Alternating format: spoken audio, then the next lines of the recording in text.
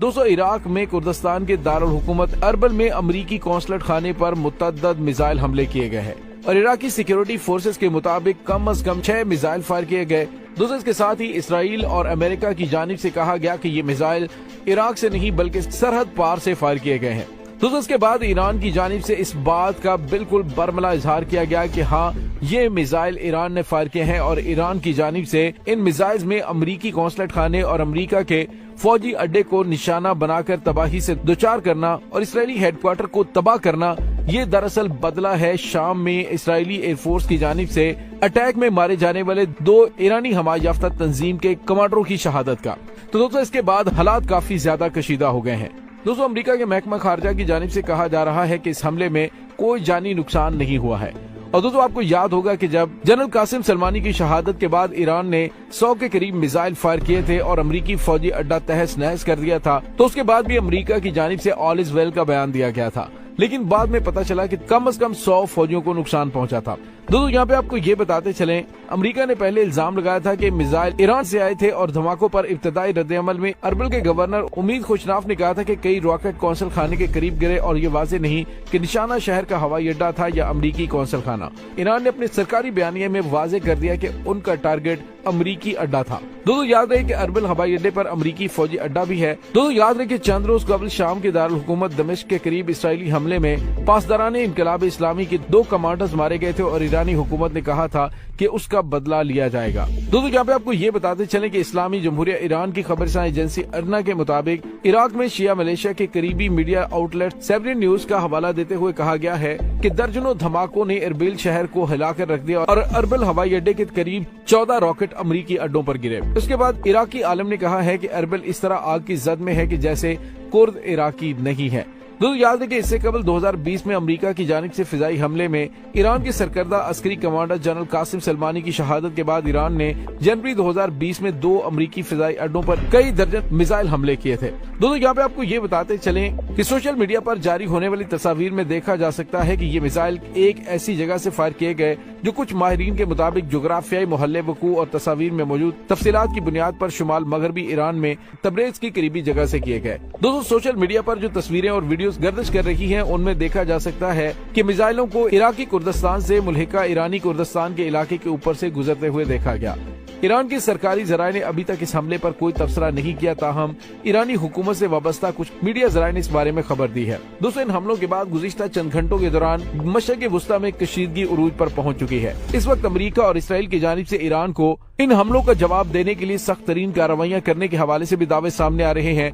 लेकिन दोस्तों, यहाँ पे आपको ये बताते चलें कि ईरान ने इससे पहले इस बात को इंटीमेट किया था, इसका ऐलान किया था कि हम अपने शहीद होने वाले जर्नैलों का बदला लेंगे और मुमकिन तौर पर उन्होंने बदला ले लिया है। उन्होंने कहा कि इसके बाद भी ये हमलों का सिलसिला रुकेगा नहीं। दोस्तों, इन हमलों में इसराइली खुफिया एजेंसी मुसाद का हेडक्वार्टर भी तबाह किया गया, जिसके बारे में अभी तक इसराइली जराये के हवाले से नुकसान की तफसीलात जारी नहीं की गई। लेकिन ये कैसे हो सकता है कि जब भी मिसाइल हमले होते हैं, अमेरिका की जानिब से कहा जाता है कि वो अमरीकी कौंसलेट के करीब गिरे, सहन में गिरे, कोई भी अमरीकी कौंसलेट को हिट नहीं कर पाता। तो दोस्तों, इसकी वजह यह है कि अमेरिका की पॉलिसी है कि वो अपने नुकसान की तफसीलात मीडिया पर जारी पहले नहीं करता। जब उनको डीक्लासिफाइड किया जाता है तो उसमें उन नुकसानात की तफसीलात बता दी जाती हैं।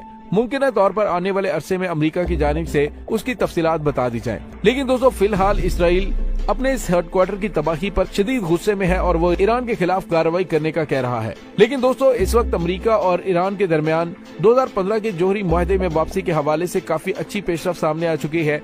ऐसे में मुमकिन तौर पर कोई और मुल्क भी शरारत कर सकता है, ये मामलात हल न हो पाए और उनकी जानिब से ये हमला एक साजिश भी हो सकती है। लेकिन दोस्तों, अगर इस तमाम सूरत हाल के अंदर इसराइल ने ईरान पर हमला करने की कोशिश की तो सिपाही पासदाराने इनकलाब की जानिब से जहां पर इसराइल को निशाना बनाया जाएगा, वहीं पर 2015 का जोहरी मुआहदा भी खत्म हो जाएगा। और दोस्तों, इसराइल की जानिब से पहले की इंटेलिजेंस रिपोर्टों में दावा किया गया है कि ईरान के पास इतनी ज्यादा अफजुदा यूरेनियम पैदा हो चुकी है कि वो 1 हफ्ते के नोटिस पर एटमी धमाके कर सकता है। दोस्तों, दूसरी जानिब इस वक्त यूक्रेन और रूस के दरमियान होने वाली कशीदगी में भी अमेरिका, रूस और इसराइल के दरमियान कशीदगी है और रूस इस वक्त शाम में मौजूद है। वहाँ पे उसका एयर डिफेंस सिस्टम भी मौजूद है और बड़ी तादाद में फौज और बड़े पैमाने पे असलहा भी मौजूद है। लिहाजा अमेरिका और इसराइल को जवाब देने के लिए ईरान की मदद से अमेरिका और इसराइल को जवाब दे सकता है। दोस्तों मुमकिन तौर पर आने वाले दिनों में मशरिक़ वस्ता में हालात कशीदा और बात जंग तक पहुंच सकती है, लेकिन अमेरिका की जानिब से तो शायद इस तरह की कार्रवाई ना की जाए, क्योंकि अमेरिका एक तरफ रूस के साथ यूक्रेन के मामलात में सुर्खी का सामना कर रहा है।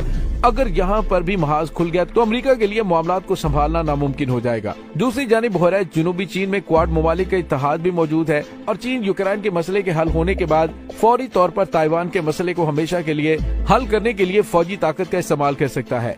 ऐसे में अमेरिका के लिए मुख्तलिफ बड़े महाजों में आलमी ताकतों के साथ टकराना उसकी बहुत बड़ी तबाही का बायस बन सकता है। इसलिए मेरा ये ख्याल है कि अमेरिका इस जंग में नहीं उतरेगा। हाँ, अलबत्ता इसराइल की जानिब से ईरान पर हमला करने की कोशिश की जा सकती है, क्योंकि इसराइल को खदशा है कि अगर उसने ईरान के जोहरी प्रोग्राम को खत्म करने के लिए कोशिशें ना की तो इसराइल खत्म जरूर हो जाएगा। दोस्तों आपको याद होगा कि किस तरह से पूरे इसराइल के सीसीटीवी कैमरास को हैक करने के बाद और उनके टीवी चैनल्स को और उनके सिक्योरिटी सिस्टम को हैक करके वहां पे ईरानी हैकरों ने मैसेज भेजा था।